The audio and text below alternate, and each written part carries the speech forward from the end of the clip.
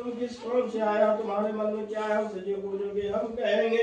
नारद जी बोले, हे नाथ, ये दोनों के जो पुराने रेडियो नवे उत्पन्न होकर निज पाप कर्म से कलेशित हो रहे हैं महाराज जी।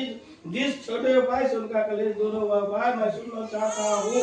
भगवान बोले, समस्त जगहों पर कृपा कर तुम बहुत अच्छा प्रश्न पूछा है जिसके करने से मनुष्य सब दुखों से छूट जाता है।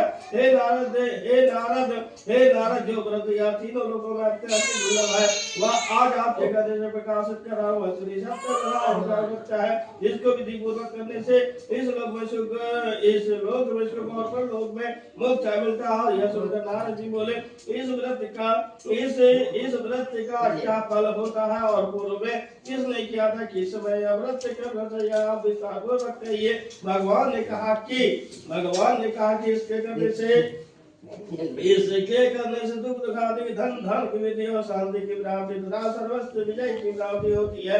इस व्रत में मनुष्य भक्ति सदा किसी भी दिन सायंकाल में श्री सत्यनारायण की पूजा करे और भाई बंधु तथा ब्राह्मणों के साथ धर्म युक्त सवेर उत्तम नवेद भोग लगावे। केले का फल, शक्कर, दूध, घी, गेहूं का चूर्ण लावे, गेहूं का चूर्ण न हो तो चावल का चूर्ण, खाड़ अथवा गुड़ मिलावे, सभा शेर के हिसाब से मिलाकर भक्ति से श्री सत्यनारायण को नैवेद्य लगावे। बंधुआ के साथ कथा सुनकर ब्राह्मण को दक्षिणा दे और श्री सत्यनारायण के प्रसाद को अपने भाई बंधुओं के साथ खाकर रात्रि में निष्ठादीप्ति करे। तब सदंतर सब सोता कर श्री सत्यनारायण का स्मरण करते हुए अपने अपने घर जाए। इस प्रकार व्रत करने से मनोवांछित फल मिलता है। विशेषकर इस कली काल में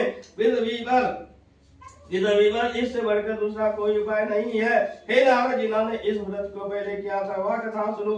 काशीपुर में निधन स्थान नामक एक ब्राह्मण भिक्षा व्यासा से निर्पित विवर भिक्षा मांगने हेतु घूमता था। वह भगवान प्रेमी नारायण ने दुखित ब्राह्मण को देखकर बूढ़े ब्राह्मण का रूप धारण कर अति आदर से पूछा, हे पुत्रे, किसी कारण आप पृथ्वी पर नित्य घूमा करते हैं? आप नित्य घूमा करते हुआ हमारे सुनने की इच्छा, यदि आपकी इच्छा हो तो कहिए। ब्राह्मण बोले, मैं अत्यंत दरिद्र हूँ, भिक्षा के लिए भरवन करता हूँ, यदि आपको जानते हो तो विवाह कर पूर्ण रूप से कहिए। ब्राह्मण बोले, हे दूसरे मनोरथ को सिद्ध करने वाला, तो तुम श्री सत्यनारायण का व्रत करो, जिसके करने से मनुष्य सब दुखों से छूट जाते।